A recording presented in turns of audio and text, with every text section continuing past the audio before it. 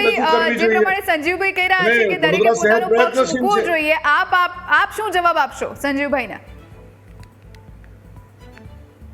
જો જુઈ, સૌપ્રથમ તો માનનીય સંજીવભાઈ મારા મોટા ભાઈ છે, એમને સ્પષ્ટ જવાબ આપી દઉં કે 30 વર્ષ પહેલાના રાજકારણમાં જવું હોય તો મારી પાસે 30 વર્ષ પહેલાનો પણ બધો બહુ ડેટા છે. આ 30 વર્ષ પહેલા વડોદરા શહેર સ્વચ્છતા સર્વેક્ષણમાં નંબર 1 આવેલું છે આખા ભારત દેશમાં. એટલે મારે એ ડેટામાં નથી જવું. મારે 30 વર્ષની પરિસ્થિતિ 2025માં તમે જે નિર્માણ કરી એમાં મારે ચર્ચા કરવી છે. એમને ગુંડા તત્વોની વાત કરી. હમણાં ગણપતિ દાદાનો જે આખો પ્રોગ્રામ હતો, આયોજન હતું, એમાં ગણપતિ દાદા જ્યારે લાવવામાં આવનારા હતા ત્યારે એક સોસાયટીના ગણપતિ દાદા ઉપર ઈંડા ફેંકનાર અસામાજિક તત્વ ભારતીય જનતા પાર્ટીના સાંસદ અને ધારાસભ્યો સાથેનો ફોટો વાયરલ થયો અને વડોદરાના તમામ અખબારોમાં આવેલું છે. એટલે મારે એ વિષયમાં ડીપમાં નથી જવું, પરંતુ સ્પષ્ટપણે કહેવા માંગુ છું, જોઈ, વડોદરા શહેરને બરબાદ કરવાનું કામ જો કોઈએ કર્યું હોય તો ભારતીય જનતા પાર્ટીનું સંગઠન અને એની ચૂંટાયેલી પાંખ. અને એટલા માટે જ માનનીય મુખ્યમંત્રી શ્રી ઘણી વખત વડોદરામાં બોલી ગયા છે કે ભારતીય જનતા પાર્ટીના ચૂંટાયેલી પાંખ અને એમના સંગઠન વચ્ચેના ઝઘડાથી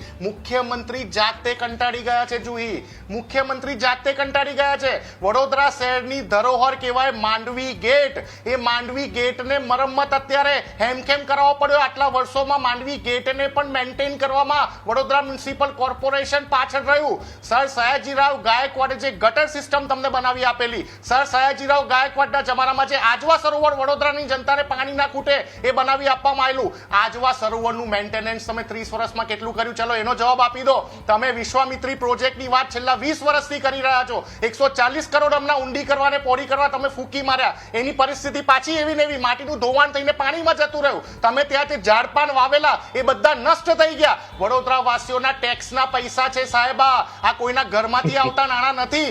વડોદરા શહેરની હકીકત એ છે કે વડોદરા શહેરમાં સૌથી વધારે જોઈ જોબ ક્લાસ લોકો વસે છે અને મધ્યમ વર્ગ અને જોબ ક્લાસ લોકો વસે છે. આજે શહેરમાં તમે જો કે આ પેલો રક્ષિત ચોરસિયા જેવા કાંડ થાય, અહીંયા જ્યારે કોઈ બાળકીનો રેપ કાંડ થયો તો તમને યાદ હશે પેલો નવલખી કમ્પાઉન્ડ વાળો, રાઈટ? વડોદરા શહેર અમદાવાદ ક્રાઇમ બ્રાન્ચે આવીને આરોપીને પકડવા પડ્યા. એટલે તમામ જગ્યા ઉપર આજે વડોદરા શહેરમાં જે રીતે અસામાજિક પ્રવૃત્તિ વધી રહી છે, ડ્રગ્સનું ચલન વધી રહ્યું છે, દારૂના અડ્ડા હેમકેમ ચાલે છે, કોઈ જગ્યા ઉપર કોઈની નજર નહીં. અરે અમે તો સામાન્ય રોડ રસ્તા માંગીએ છીએ, અમારે સ્માર્ટ સિટી નથી જોઈતી. જોઈ, અમને સામાન્ય રોડ રસ્તા જોઈએ છે કે 2 ઇંચના વરસાદમાં 4 ફૂટ પાણી ના ભરાય. સમજાતું એ નથી કે વડોદરામાં એવા કયા સ્પેસ ટેકનોલોજી વાળા રોડ આ લોકોએ બનાવ્યા છે કે એ 2 ફૂટ વરસાદ પડે, 2 ઇંચ વરસાદ પડે, 4 ઇંચ વરસાદ પડે. એનો જવાબ સંજીવભાઈ પાસેથી જ લઈએ. આ બધા આપના જે આક્ષેપો છે સંજીવભાઈ પાસેથી જ એનો જવાબ લઈએ. સંજીવભાઈ